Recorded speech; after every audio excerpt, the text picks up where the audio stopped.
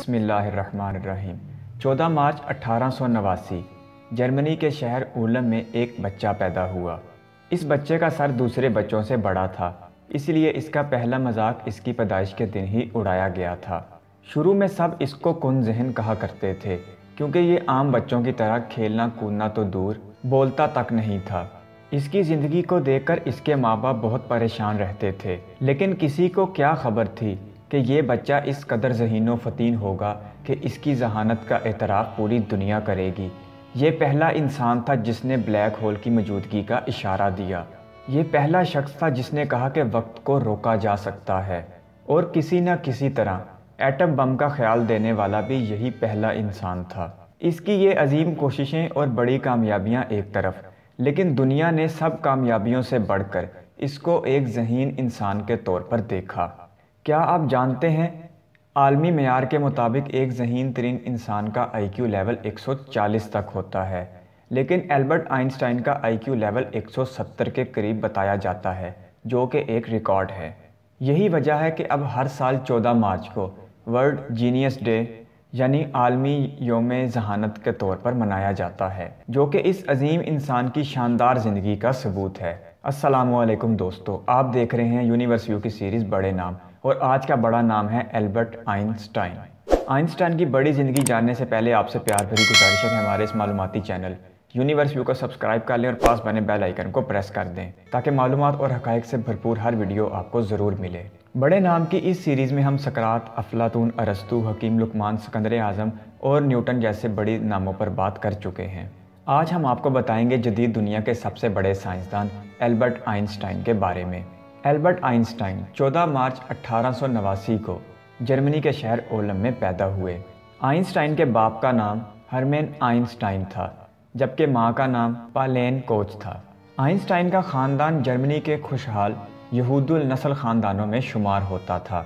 Einstein का बाप कारोबार से वाबस्ता था। आइंस्टाइन जब 6 बरस के थे तो ये ख़ानदान म्यूनिख में आकर आबाद हुआ, और आइंस्टाइन ने एक कैथोलिक मदरसे में दाखिला लिया। इस मदरसे का माहौल बहुत सख्त और मजहबी था, जो इस बच्चे को बिल्कुल भी पसंद ना आया। 1894 में आइंस्टाइन की फैमिली कारोबारी वजूहात की बिना पर इटली मुंतकिल हो गई। इटली पहुंचते तक आइंस्टाइन की उम्र 16 बरस हो चुकी थी, और अब कवानीन के मुताबिक उसके पास इख्तियार था कि वो किस मुल्क की शहरियत रखना चाहता है। लिहाजा आइंस्टाइन ने 1896 में जर्मन शहरियत छोड़ दी। इसकी एक वजह जर्मनी के सख्त कवानीन भी थे, जिसके तहत हर शख्स को ज़िंदगी का कुछ न कुछ हिस्सा फ़ौज में गुजारना होता है। ये कवानीन आइंस्टाइन के लिए नाकाबिले कबूल थे, क्योंकि वो एक खुश तबाह इंसान था। खून खराबे और जंगों से उसे नफ़रत थी। आइंस्टाइन एक टीचर बनना चाहता था, और उसने अगस्त 1900 में इसका इम्तिहान भी दिया, लेकिन नाकाम रहा। 1902 में आइंस्टाइन के बाप का इंतकाल हो गया। आइंस्टाइन के लिए गुजर बसर करना और भी मुश्किल हो गया। वो जगह जगह टीचर की छोटी छोटी नौकरियां करता रहता था। 1901 में वो स्विट्ज़रलैंड का शहरी बना, और 1902 में उसे एक मामूली सी क्लर्क की नौकरी मिल गई। आइंस्टाइन की शादी मलीवा नामी खातून से हुई, जिसके साथ आइंस्टाइन बरसों से वाकिफ़ था। यही वो वक्त था जब आइंस्टाइन ने फ़िज़िक्स पर अपनी तहकीकात का आगाज़ किया।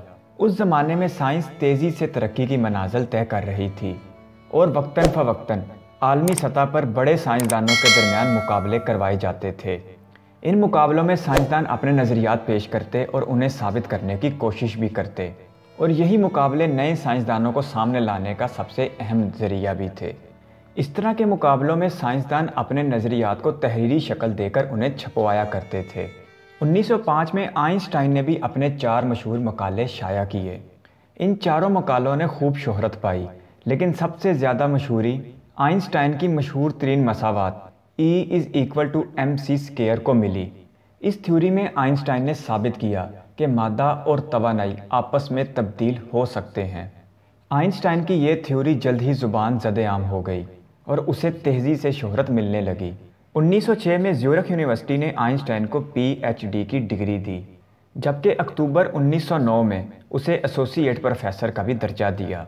1910 में एक और यूनिवर्सिटी की तरफ से उसे मुकम्मल प्रोफेसर होने की पेशकश की गई, जो उसने 1911 में कबूल की और पराग चला गया। इस यूनिवर्सिटी में जर्मन और चेक लोगों के दरमियान लसानी और नस्ली इम्तियाज़ पाया जाता था। اس لیے آئنسٹائن یہاں پر 1 سال سے زیادہ کا عرصہ نہ گزار سکا اور 1912 میں واپس زیونخ یونیورسٹی چلا گیا۔ 1911 میں آئنسٹائن نے اپنا ایک اور مقالہ جاری کیا جو اس کی شہرت میں مزید اضافے کا باعث بنا۔ اسی شہرت کو دیکھتے ہوئے برلن یونیورسٹی نے آئنسٹائن کو اپنے انسٹیٹیوٹ کا ڈائریکٹر مقرر کر لیا۔ آئنسٹائن یہ آفر قبول کرتے ہوئے 1914 میں جرمنی چلا گیا۔ بڑے ادارے کا سربراہ ہونے کی وجہ سے آئنسٹائن کو جرمن شہریت پھر سے دے دی گئی۔ آئنسٹائن کے جرمنی آنے کے کچھ ماہ بعد پہلی جنگ عظیم شروع ہوئی۔ 1918 میں جنگ جرمنی کی شکست پر ختم ہوئی اور جرمنی کو فاتح ممالک کو بھاری رقم جرمانے کے طور پر دینا پڑ رہی تھی، جس کی وجہ سے جرمنی کی معیشت بری طرح متاثر ہوئی۔ سخت گیر مذہبی جماعتیں یہودیوں کو جرمنی کی تباہ کاری کا باعث سمجھتی تھیں اور آئنسٹائن بھی ایک یہودی خاندان سے تعلق رکھتا تھا۔ ان سب کے باوجود آئنسٹائن جرمنی میں ایک مقبول سائنسدان تھا۔ آئنسٹائن کا سب سے مشہور کارنامہ بلیک ہول کے بارے میں تھیوری پیش کرنا تھا۔ آئنسٹائن کا کہنا تھا کہ ہمارے اس جہان میں کچھ جگہیں ایسی بھی موجود ہیں جن کی کشش شکل اتنی زیادہ ہے کہ اگر دنیا کی سب سے تیز ترین چیز روشنی بھی ان میں داخل ہو تو وہاں سے باہر نہیں جا سکتی۔ اس وقت تو آئنسٹائن کی اس تھیوری کو کچھ خاطر خواہ تقویت نہیں ملی، لیکن جب ناسا نے پہلی بار بلیک ہول کی ایک تصویر حاصل کی تو تقریباً 100 سال بعد آئنسٹائن کی بات درست ثابت ہوئی۔ فزکس کے میدان میں اپنے شاندار کارناموں کی وجہ سے آئنسٹائن کو 1922 میں نوبل انعام دیا گیا۔ 1933 میں آئنسٹائن امریکہ منتقل ہو گیا اور برکلے یونیورسٹی کیلیفورنیا میں پروفیسر بنا۔ دنیا کے اس عظیم سائنسدان کا انتقال 18 اپریل 1955 کو نیو جرسی کے ایک ہسپتال میں ہوا۔ آئنسٹائن کو امریکہ میں ہی دفن کیا گیا۔ دوستو، ویڈیو دیکھنے کے لیے آپ کے قیمتی وقت کا شکریہ۔ چینل کو سبسکرائب کر لیں۔ اللہ حافظ۔